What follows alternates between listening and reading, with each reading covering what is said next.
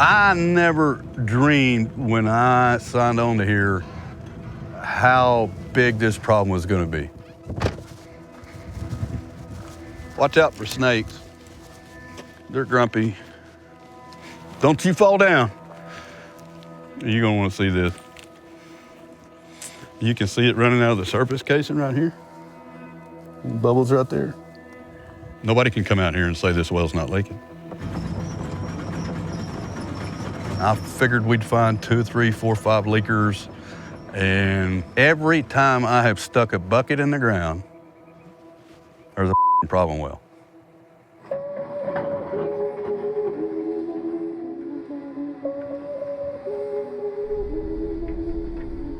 The Permian Basin is the world's biggest shale oil production basin, and it's really helped to revolutionize the US oil industry and also the US economy over the last 10 years or so.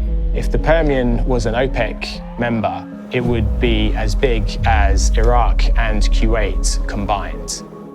What happens over time is the basin becomes like a layer cake where you have different types of rocks, and then in those basins, oil and gas develop.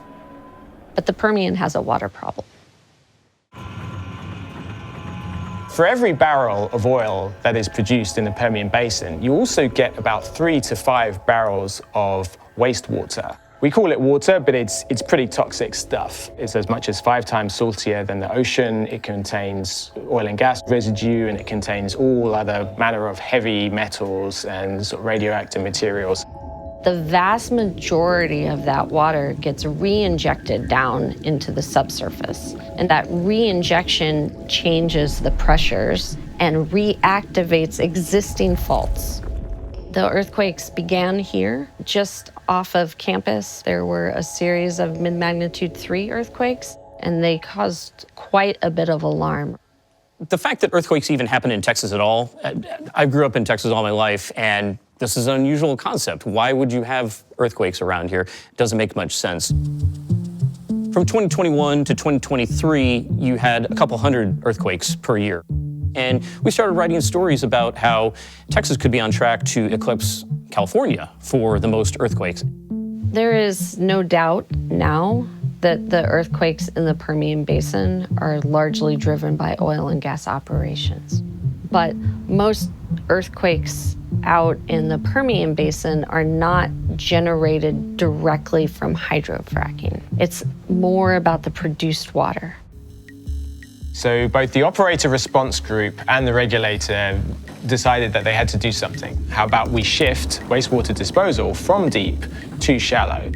So as you're disposing more in shallow wells, that's starting to build up the pressure in the shallow part of the Earth's crust.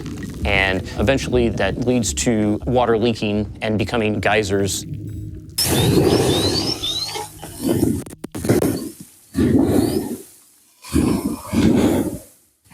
Damn it, I hate when I get wet. I call them zombie wells because they are supposed to be dead, and like zombies, they rise from the grave, and they're unkillable because you have to kill the source, which is the produced water. So this is the pipe that's supposed to protect our fresh water from the oil and gas, and I've got oil and gas leaking from below outside of the surface casing. My name is Sarah Stogner, and I'm the lawyer that came out here and started seeing problems with these wells. We are digging up wells because they're leaking this black, stinky stuff, which is crude oil that's supposed to be 2,400 feet below the ground. And because they've been over-injecting water from the new horizontal wells, it's pushing this stuff up and through these old wellbores. If the Permian Basin is one like huge giant cake, and you've stabbed it enough that it's kind of fragile, and then you start taking icing out, and that oil comes with water, and it's not clean water, it's toxic, it's nasty. Well, you put it into a shallower layer. That shallower layer isn't used to having all of that water in it. And now you've got all these straws that were poked, and pressure will find the path of least resistance.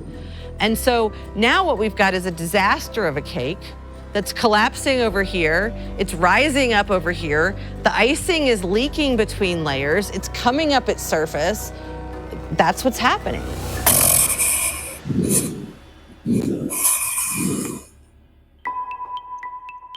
I think I didn't realize how bad the situation was, and Chevron already did, and the Railroad Commission already did. Do they recognize that there's a problem? Yes. Are they still trying to get rid of any responsibility? Yes.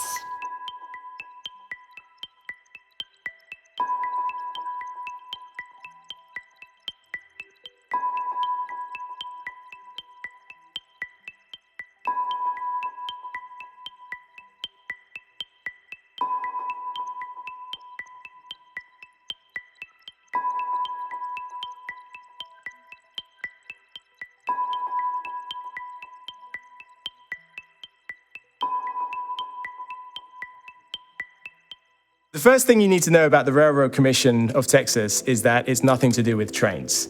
It's the oil and gas regulator in Texas. Over the years, there've been plenty of other reporting over these toxic geysers erupting seemingly randomly around the oil fields. We really wanted to kind of get to the bottom of this to say, what is the relationship between the regulator and the industry? And what did they know? When did they know it? So we submitted a bunch of Freedom of Information requests. We received back a huge volume of information. The more we studied it, the more we started to build up a timeline of what went on and the methods they used to balance the problem of earthquakes versus the problem of water disposal. The Railroad Commission in mid-2023 agreed to consider easing restrictions around shallow disposal. So here we have a document from October 2023, which states quite clearly that shallow disposal has some serious problems. They actually state that they are seeing leaks as a result of shallow water disposal. They say breakouts reported by field operations could be linked to shallow disposal. This is a presentation from the Railroad Commission to the Texas Pipeline Association. This is not a presentation to the public, but again, it shows that the Railroad Commission was fully aware of some of the hazards that were coming from increased reservoir pressure. Indeed, I have a slide here titled Hazards from Increased Reservoir Pressure. It includes drilling hazards, well damage, tubular corrosion, harm to legacy production, confinement failure, surface flows, and harm to underground sources of drinking water. Which raises a lot of questions. Why proceed when you know that there are clear and present dangers?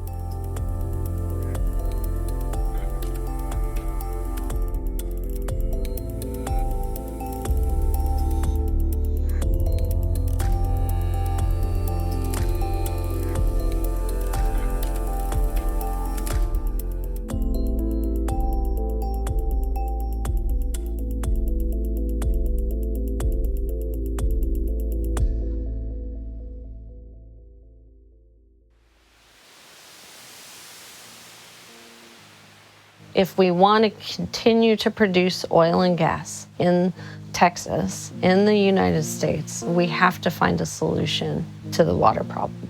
What began a couple years ago was an effort to start to look at other ways to reuse this water. The treated water, it's clear. You don't see any particulate in it.